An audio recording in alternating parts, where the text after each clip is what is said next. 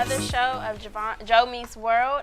Here I'm the host, Jovonne Woodard, and my guest is Quentin and Kwame.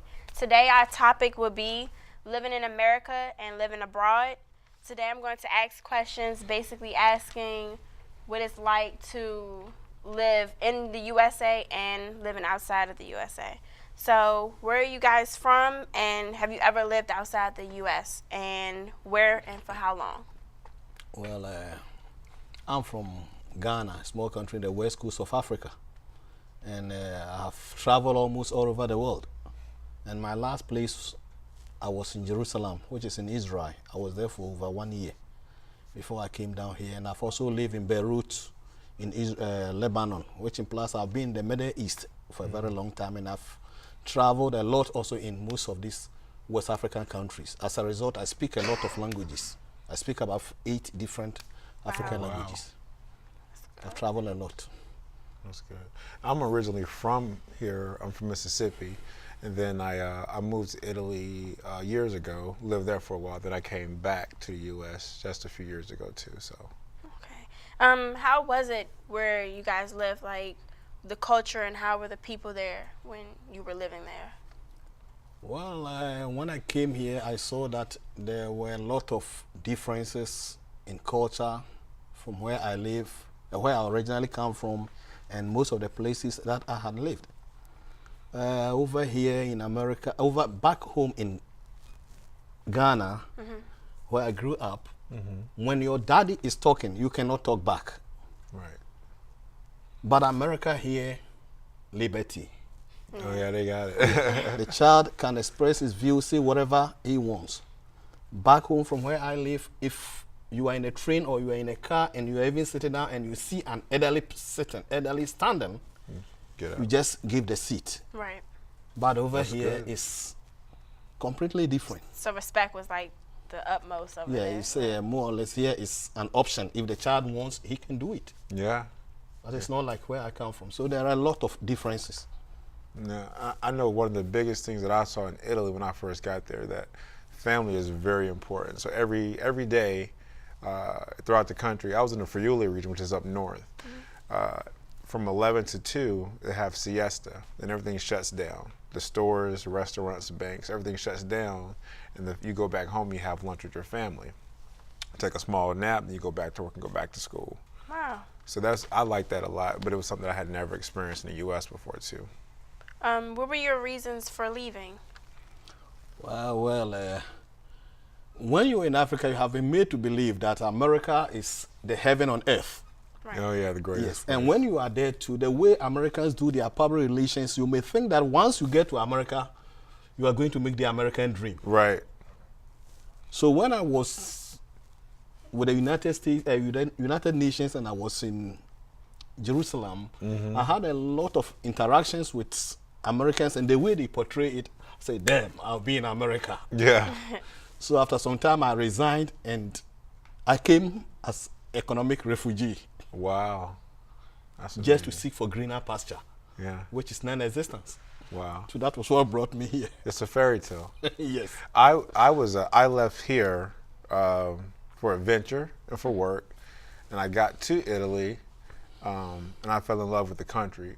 And the reason I came back was one is a serious reason, one is a very silly. The first reason I came back was my now wife, she came over to D.C., so I followed her to D.C.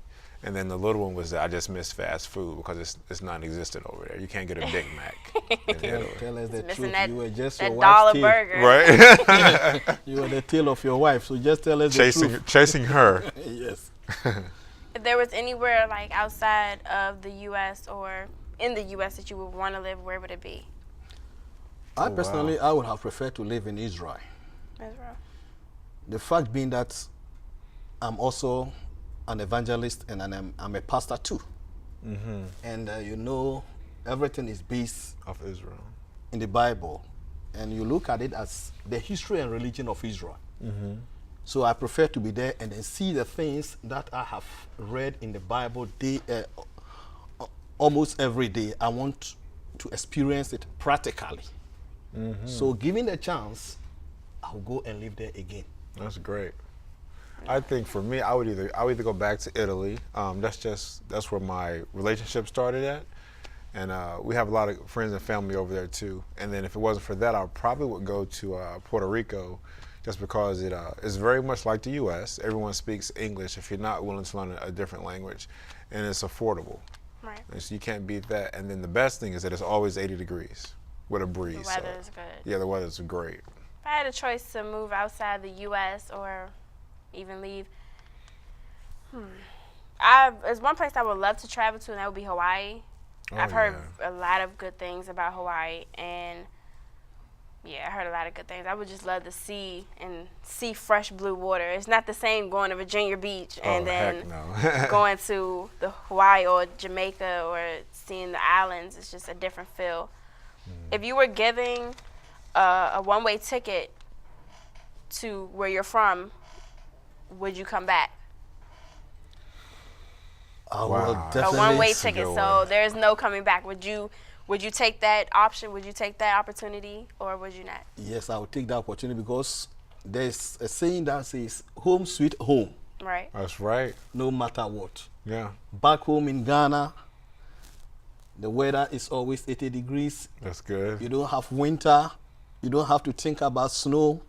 The food that we eat is natural. It comes right from the farm. Oh, that's so great. everything is natural. I came to this country, I was as slim as a pencil. Now look at me now.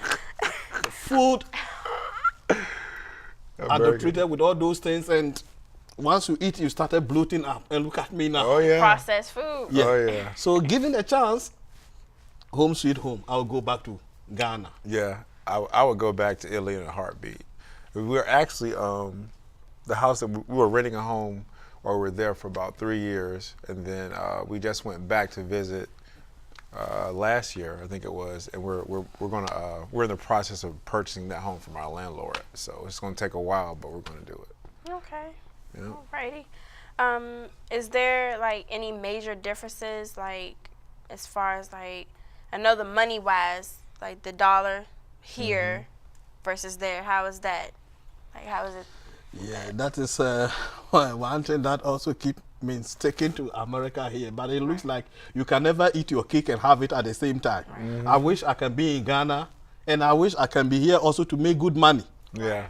Because the little money, if I send I have 2 children in school in Ghana, and their education, when I send $600 to $700, it can cover the education for the whole year. Wow. But over here, look at how much I'm paying for one class. What's your books? Yeah, and not to talk about books, and over there, books are also free. Wow. That is the more reason why my children are even there. I'm in school. Just like the RDC, the crab is just crawling, and the children are also crawling. I'm in school, I'm bringing my children. How am I going to survive? Right. $600. Yeah, so there's a lot of differences. What about when you went to Italy? I know you had to change the currency when you went over, right? Or does it still? Well, when I first went over, it was they had the lira, which was 2 to 1. So if you had American dollars, it was great, Right. And because you doubled your money. So American money was very long, but then they switched to the euro, and then once they switched to the euro, that changed things completely, because now it was like $1 equal to $1.10 a euro, so your money was less. Wow. And that changed your spending habits drastically. You couldn't live lavish anymore. So, and it's still the euro now, I think, too. Okay. Well, Quentin, if there was ever a chance where you would want to take your wife out on a trip, where would that be, other than outside of Italy? We talked about this last night, so I got the answer for that. She wants to go to Gigo, which is where she's originally born from, her home country, because I've never been. And she wants me to go experience the culture before we have kids. So, Okay. Gigo, I've never even, I got to learn it myself. So, but Gigo, Guam is where we got to go to. Okay. Well, I want to thank Quentin and Kwame for coming out today. And this is Joe's Meets World.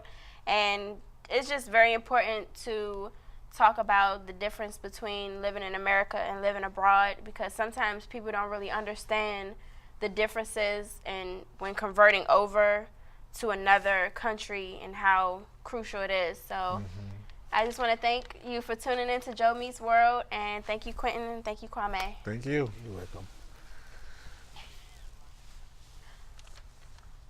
That was good. That is it.